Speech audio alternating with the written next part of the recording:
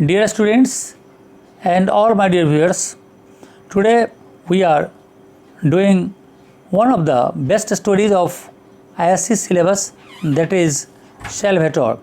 Actually, this is the continuation class.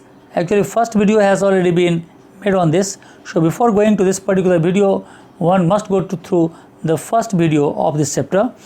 Actually, हम लोगों ने लास्ट क्लास में जहाँ पर छोड़ा था वो क्लास यहाँ पर था कि सैल्वाटोर को जब नौकरी के दरमियान कई बीमारियों से सामना करना पड़ा और लास्ट में ये साबित हुआ कि उसको रूमेटिज्म की बीमारी है, तो उसे इस नेवी सर्विस के लिए अनफिट डिक्लेयर कर दिया गया। सो वो अपने आप को बहुत ही खुशनसीब समझता था क्योंकि उसे घर जाने का मौका मिल गया और इसीलिए वो घर यानी काफ़ी खुशी महसूस कर रहा है क्योंकि उस जगह पर उस अपनी मातृभूमि पर वापस लौटकर उसे खुशी होगी और साथ में वो लड़की जिससे वो प्यार करता था वो लड़की भी उसकी इंतज़ार कर रही होगी। इसके बाद से हम लोग स्टार्ट करते हैं।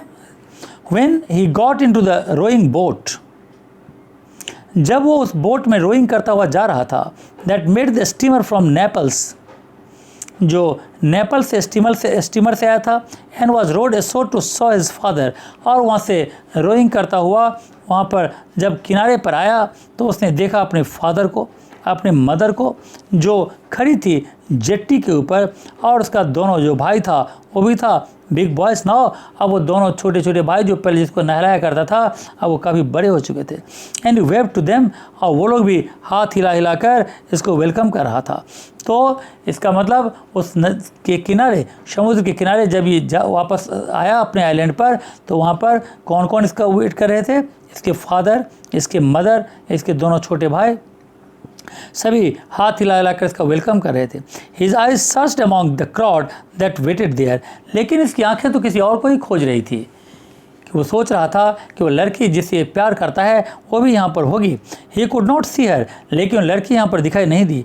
There was a great deal of kissing when he jumped up the steps, जब वो स्टेप लेकर जंप करके ऊपर आया, ज़मीन पर आया तो लोग इसे किस कर रहे थे, जितने भी इसके मदर, फादर, ब्रदर्स वगैरह।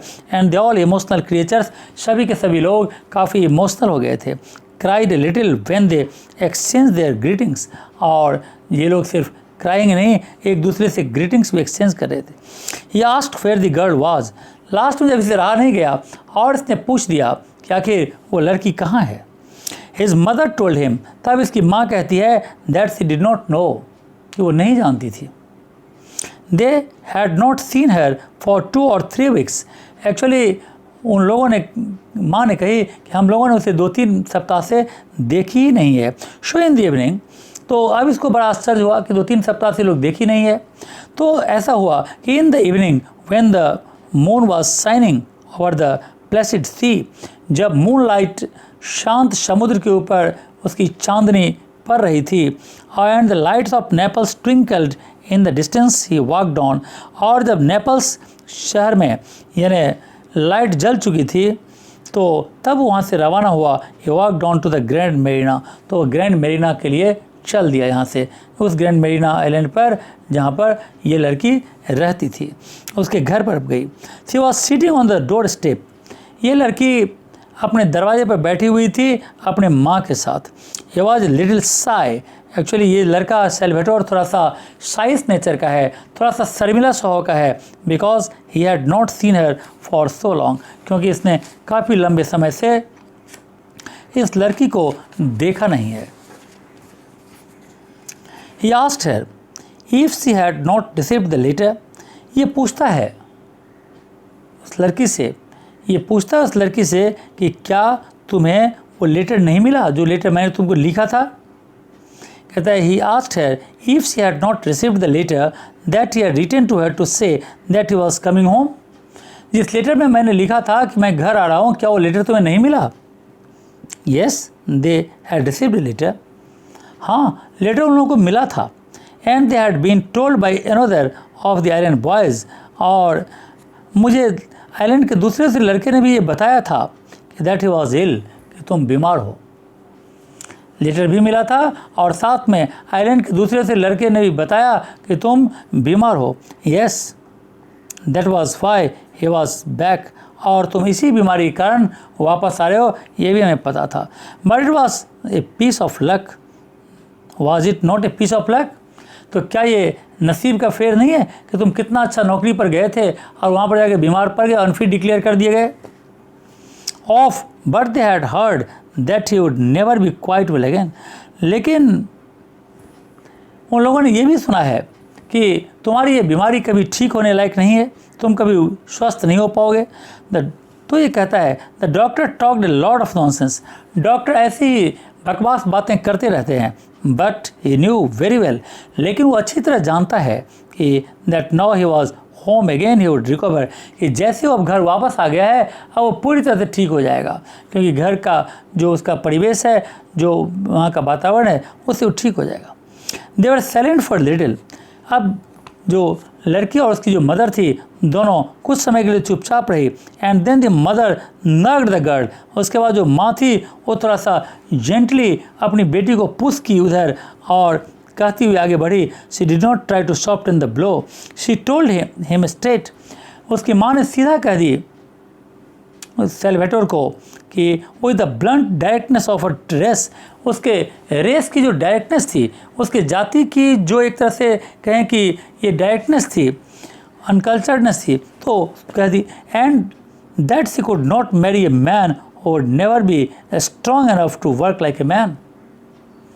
वो ऐसी लड़की से कभी शादी, ऐसे लड़के से अपनी लड़की की शादी कभी नहीं करा सकता जो एक मैन की तरह स्ट्रांग नहीं है, यानी जिसमें यानी कोई मजबूती नहीं है। They had made up their minds, they had made up their minds. उन लोगों ने क्या किया था?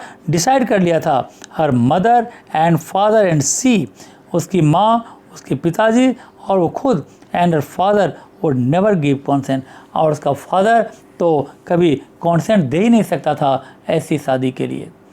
तो यहाँ पर जिस लड़की से प्यार करता था, जिसके लिए वहाँ से वो इतनी तड़पता हुआ वो यहाँ तक आया, फिर आइलैंड पर से यहाँ इसके आइलैंड पर आया, और तब पर भी इस लड़की ने क्या कर दिया? शादी करने से इनकार कर दिया।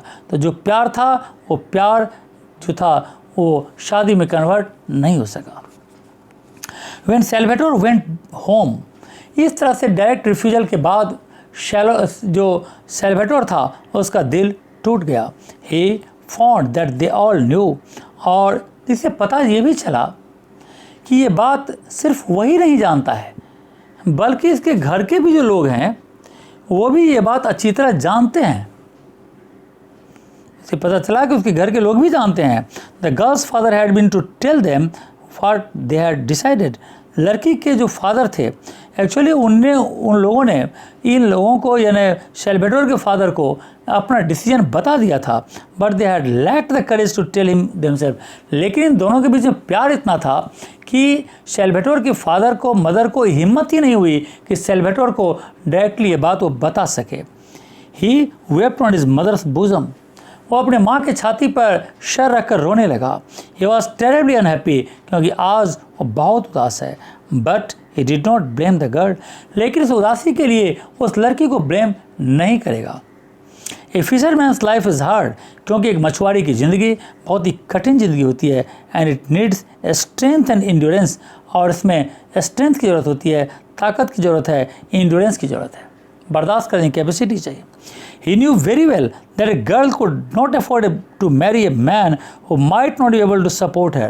वो जानती थी, अच्छी तरह वो जानता है ये बात, कि एक लड़की ऐसे लड़के से शादी कभी नहीं कर सकती जो लड़का उसे खिला ना सके, जो उसकी परवरिश न कर सके। His smile was very sad. उसका स्माइल बहुत ही सैड था। And his eyes had the look of a dog, और इसकी आंखों में एक तरह से डॉग्स का लुक था। ऐसा डॉग जिसकी पिटाई की जाती है, ऐसा डॉग जो पिट कर आता है कहीं से, उस डॉग की आंखों में जो खौफ होता है, वैसा ही खौफ इसके सेल्वेटोर की आंखों में ही था। But he did not complain, लेकिन उसने कभी भी उस लड़की के खिलाफ एक शब्द नहीं कहा। And he never said a hard word for the girl he had loved so well. जिस लड़की से इतना प्यार करता था, जिस लड़की से इतना प्यार करता था, उसके रिफ्यूजल के बावजूद भी उस लड़की के खिलाफ उसने एक शब्द भी नहीं कहा। देन फ्यू मंथ्स लेटर, अब इसी तरह समय बीतता गया। कुछ सप्ताह बाद, when he had settled down to the common round, और जब थोड़ा सा वो सेटल डाउन हुआ, working on his father's vineyard, जब अपने फादर के वाइनयार्ड में वो काम करता था, एंड फिशिंग और मछली पकड़ने का काम भी करता था फादर के साथ, हिज मदर टोल्ड हिम, तो एक दिन इसकी माँ कहती है इससे, क्या कहती है, that there was a young women, there was a young women in the village, इस गाँव में एक लड़की है, एक लेडी है, यंग वुमेन है, who was willing to marry him, जो लड़की तुमसे शादी करना चाहती है, हर नेम वॉज अशुंटा, उसका जो नाम है वो अशुंटा है, शी इज़ एज अगली एज द डेविल, और तो ये कहता है, जैसे वो अशुंटा का नाम सुनता है, सेल्वाडोर कहता है, अरे वो तो डेविल की तरह, यानी एक दुष्ट की तरह, चुड़ैल की तरह अगली है, कुरूप है। तो इससे यहाँ पर शादी का प्रपोजल, दूसरा शादी, उसकी माँ उसको दूसरा शादी कराना चाहता है, लेकिन क्या अशुंटा से, जिसके बारे में कह रहा है कि वो इतनी डेविल अगली है जितनी कि डेविल होती है, तो क्या वो शादी इससे करेगा या नहीं करेगा, ये आने वाला वक्त ही बताएगा। इसको हमें नेक्स्ट वीडियो का इंतजार करना चाहिए इसके लिए। सो इस वीडियो के लिए इतना ही। Okay, thank you and God bless you.